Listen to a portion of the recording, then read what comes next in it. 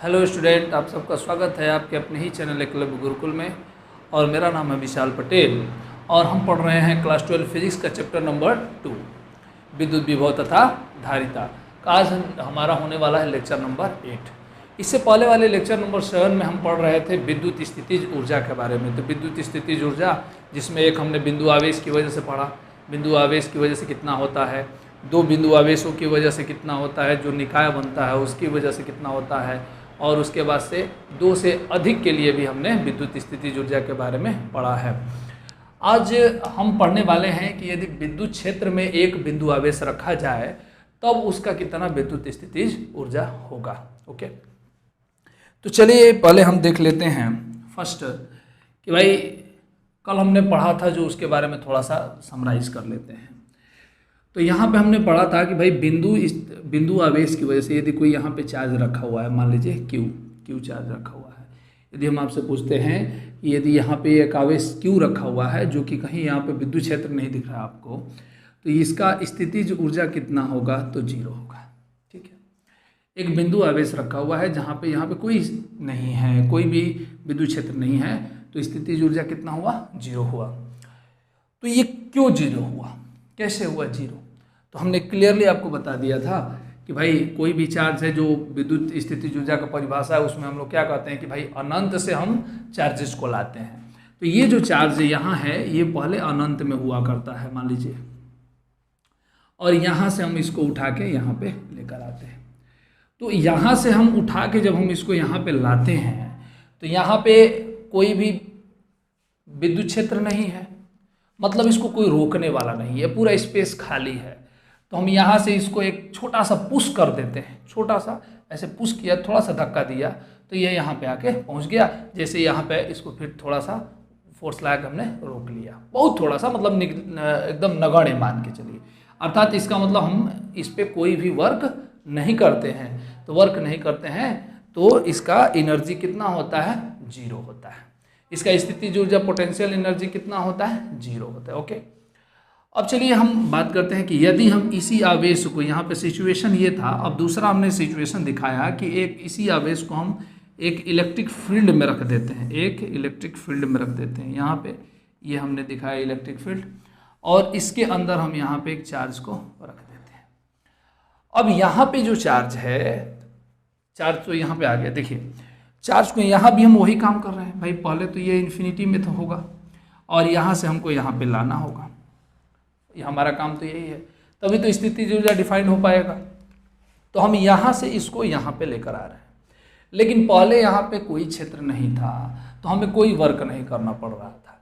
लेकिन यहाँ से जब हम यहाँ पे लेकर आएंगे तो हमें वर्क करना पड़ेगा।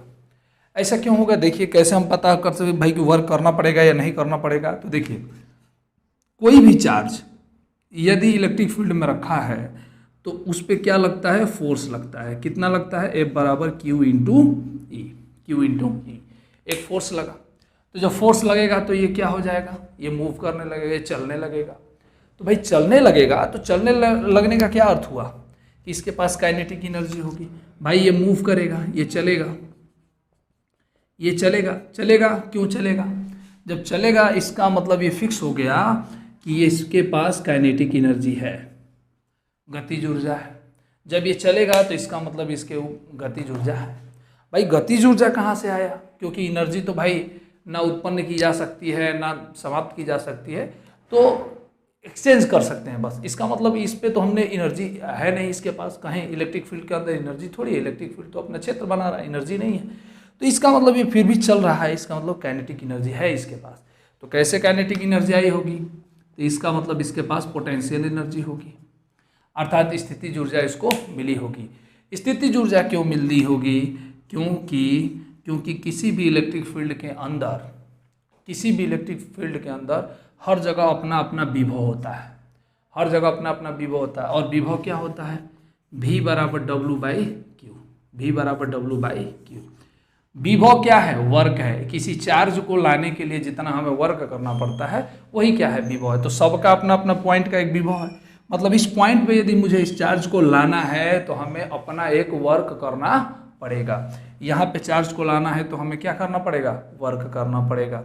तो वर्क करना पड़ेगा, वही वर्क क्या हो जाएगा, इसमें पोटेंशियल एनर्जी रुक जाएगी और पोटेंशियल एनर्जी से क्या हो जाएगा, काइनेटिक एनर्जी में ट्रांसफर हो जाएगा और ये चार्ज क्या हो जाएगा, मूव करने लगेगा। समझ में आ रहा होगा। तो यहाँ पे हमको ये समझ में आ गया क्लियरली कि कभी भी किसी चार्ज को बिंदु आवेश, केवल एकल बिंदु आवेश, यहाँ पे कोई भी यहाँ पे विद्युत क्षेत्र नहीं है, तो हम आवेश को ला रहे हैं तो हमें वर्क नहीं करना पड़ रहा है, तो स्थितिज ऊर्जा शून्य है।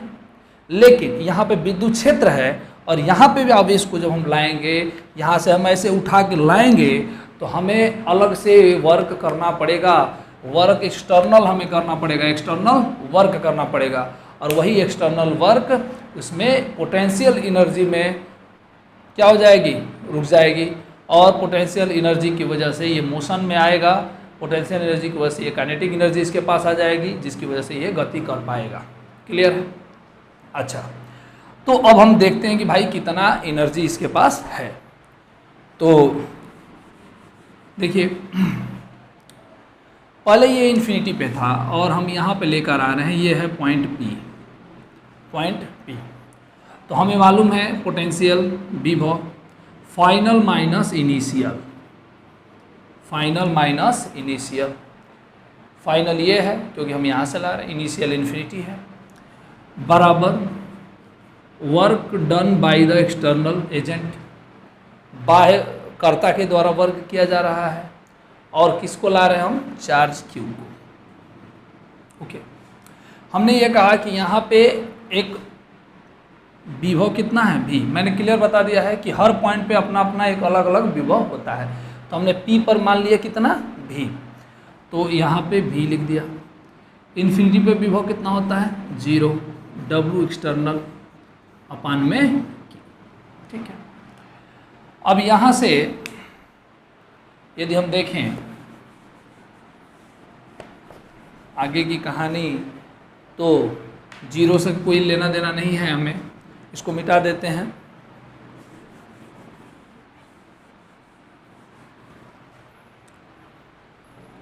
तो देखिए Q इंटू V, ये 0 हट जाएगा तो Q इंटू V, तो यहाँ से हो गया W external is equal to कितना, Q इंटू V, इसको हम Q भी लिख सकते हैं, कैपिटल में। ओके, तो W एक्सटर्नल कितना हो गया, Q। अच्छा, अब हमें मालूम है कि डेल्टा U बराबर होता है W एक्सटर्नल। क्लियर है। डेल्टा U कितना होता है, U final minus U initial, W external.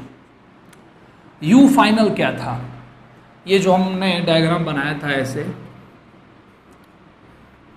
तो यहाँ पे चार्ज था, यहाँ से उठा के हमने लाया, तो यही तो इनिशियल है, तो इनिशियल इन्फिनिटी में कितना होता है, 0।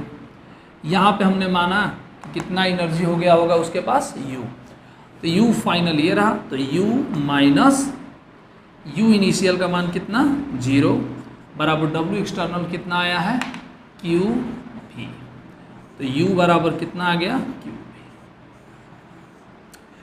तो किसी बाह्य विद्युत क्षेत्र में रखे बिंदु आवेश का अपना एक स्थितिज ऊर्जा हो जाता है कितना, Q इंटू V।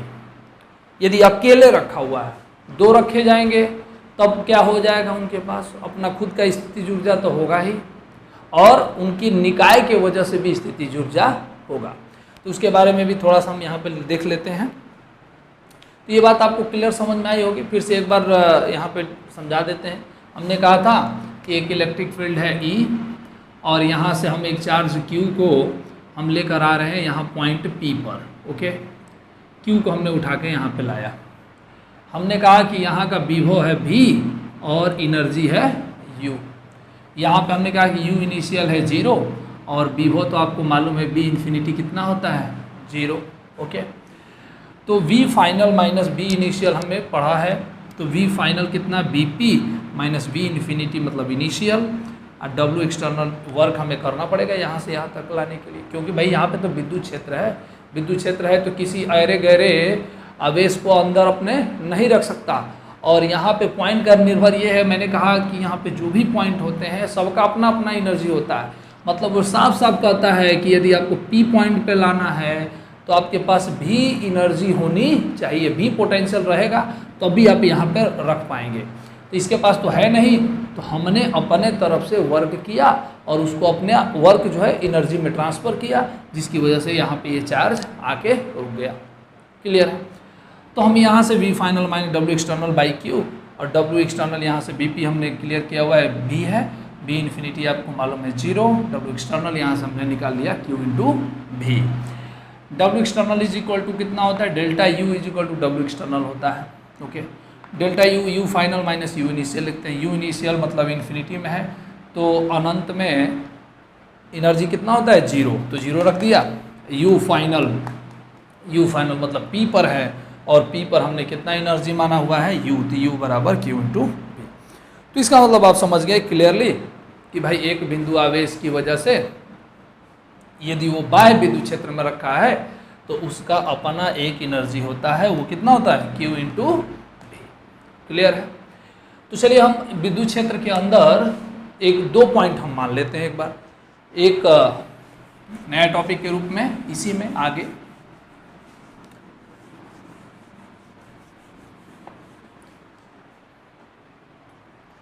देखिए ये है इलेक्ट्रिक फील्ड, एक समान विद्युत क्षेत्र। ओके, यहाँ पे ये आवेश है Q और ये यहाँ से यहाँ पे आ रहा है, अर्थात फर्स्ट पॉइंट ये रहा, सेकेंड पॉइंट ये रहा, पहले से दूसरे पे आ रहा है, पहले से दूसरे पे आ रहा है। तो आपको क्लियर है कि भाई यहाँ पे विभव कुछ और होगा और यहाँ पे विभव कुछ और होगा, तो यहाँ पे V1 और यहाँ पे V2, यहाँ पे V1 और यहाँ पे V2। अच्छा, तो यहाँ से यहाँ पे ये जाएगा तो एनर्जी का ट्रांसफ़र होगा इसमें। तो इस समय W एक्सटर्नल यदि हम देखें एनर्जी, दोनों का एनर्जी, यहाँ पे ये चार्ज है Q, ये Q पहले यहाँ पे था फिर यहाँ से यहाँ पे गया, तो फर्स्ट में यहाँ पे चार्ज है तो U कितना होगा थोड़ा बताइए आप। तो पहले डेल्टा U हमें यहाँ पे U1 हम पहले निकाल लेते हैं, U1 भाई यहाँ पे कितना है, तो charge into potential. Okay, Q भी था तो Q V1 हो गया। ऐसे ही यदि हम U2 निकाले हैं तो charge into potential, Q into V2। Okay, अब हमें डेल्टा U चाहिए, तो ये डेल्टा U कितना होता है, U final minus U initial, U final minus U initial, और फाइनल क्या है 2 माइनस 1, तो मतलब U2 माइनस U1। तो delta U is equal to U2 minus U1। U2 कितना है बाबू, Q इंटू V2, आइए Q इंटू V1। तो delta U is equal to Q common V2 minus V1।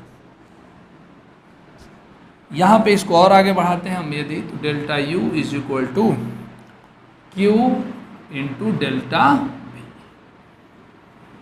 क्योंकि यहाँ विभवांतर का क्या हो गया, अंतर आ गया, तो ये विभवांतर, ये विभव का अंतर आ गया तो विभवांतर हो गया। यहाँ पे change in energy and change in potential. Okay, तो दोनों का ये अंतर, एक रिलेशन हमें यहाँ से समझने को मिला। यदि डिफरेंस के रूप में लिखना है तो delta U is equal to Q into delta V। ये कब होगा, जब इलेक्ट्रिक फील्ड के अंदर कोई चार्ज यहाँ से यहाँ फर्स्ट स्टेज से दूसरे स्टेज पे पहुँच जाए, तब ये जाके एनर्जी में चेंजिंग कितना होता है। आपको तो मालूम है कि फिजिक्स में क्या पढ़ते हैं हम लोग, चेंज इन पोटेंशियल एनर्जी, मतलब स्थितिज ऊर्जा का अंतर पढ़ते हैं, न कि स्थितिज ऊर्जा की ओर पढ़ते हैं। ओके, तो यहाँ पे हमने चेंज इन पोटेंशियल एनर्जी हमने निकाल लिया। इसका ही नेक्स्ट टॉपिक आगे हम देखते हैं, थोड़ा सा एक एक टॉपिक बढ़ाते जाएंगे, हेडिंग यही रहेगा। ओके, सिचुएशन बदलता है, जैसे स्टेज स्थितियां जो हम पढ़ते हैं, तो एक स्थिति में हमने केवल एक बिंदु आवेश को एक पर्टिकुलर जगह पर रखा, उसके लिए फार्मूला निकाला। दूसरे स्थिति में हमने क्या किया कि एक बिंदु से दूसरे बिंदु पे ट्रांसफ़र करके देखा कि भाई क्या हो रहा है, कौन सा फार्मूला बन रहा है। और तीसरा जो हमारा स्थिति है, वो तीसरा स्थिति हमारे पास है कि यही इलेक्ट्रिक फील्ड है और यहाँ पे एक चार्ज रखा है Q1 और दूसरे पॉइंट पे एक चार्ज रखा है Q2, दोनों के बीच का डिस्टेंस है R। ओके, अब यहाँ पे आपको तो मालूम है कि विभवांतर यहाँ पे भाई अलग होगा, V1 होगा, यहाँ पे विभवांतर कितना होगा, V2 होगा। तो चलिए बहुत ही आसान है, टोटल एनर्जी हम निकाल लेते हैं। U टोटल कैसे निकलेगा? एक इसका तो अपना एक पर्टिकुलर एनर्जी होगा, कितना होगा, Q1 इंटू V1। ओके, इसका भी एक अपना एक पर्टिकुलर एनर्जी होगा, Q2 इंटू V2। एंड दोनों की वजह से भी एक निकाय की ऊर्जा होगी जो कि हमने कल पढ़ा था। वो कितना होता है, K Q1 Q2 बटे में R। तो ये टोटल एनर्जी हो गई किसी भी विद्युत स्थिति ऊर्जा, ये टोटल हो गया किसी भी बाह्य विद्युत क्षेत्र में यदि रखते हैं तो। बाह्य यहाँ पे यदि मान लीजिए कि निकाय रहता है तो डायरेक्ट हम ये लिखते हैं, लेकिन चूंकि ये इस अलग एक विद्युत क्षेत्र में रखा गया है तो उसका भी अपना अपना एक पर्टिकुलर एनर्जी होगा। इस फार्मूले को यूज़ करते समय आपको तो क्लियरली मालूम है कि हमेशा चार्ज को हम क्या रखते हैं, साइन के साथ रखते हैं, अर्थात प्लस है ये माइनस है, इस बात का हमेशा हम ध्यान देते हैं। तो आप अच्छे से इस वीडियो को देखिए, एक बार में नहीं समझ में आता है तो दोबारा देखिए, और इससे पहले वाले, इसको देखने से पहले आप फर्स्ट वाले वीडियो, इससे जस्ट पहले वाले वीडियो को ज़रूर देखें, तभी जाके ये क्लियर होगा और अच्छे से विद्युत स्थितिज ऊर्जा का जो मेन इंट्रोडक्शन है पिछले वाले वीडियो में है। और जो तीसरा लेक्चर हमारा होगा इसके बाद 9, उसमें हम लोग पढ़ेंगे विद्युत स्थितिज ऊर्जा किसकी वजह से, विद्युत द्विध्रुव का। यदि विद्युत द्विध्रुव को एक इलेक्ट्रिक फील्ड में हम रखते हैं, यहाँ पे हम एक लगभग सीख ही लिए हैं, यहाँ पे Q1 Q2 दो चार्जेस को रख के हमने चेक किया है, उसी प्रकार वो भी रहेगा। हम क्या करेंगे, विद्युत द्विध्रुव को एक बाह्य विद्युत क्षेत्र में रखेंगे और हम देखेंगे कि उसका कितना विद्युत स्थितिज ऊर्जा होता है। तो वो हम चलेंगे अगले लेक्चर में, अगले वीडियो में। धन्यवाद।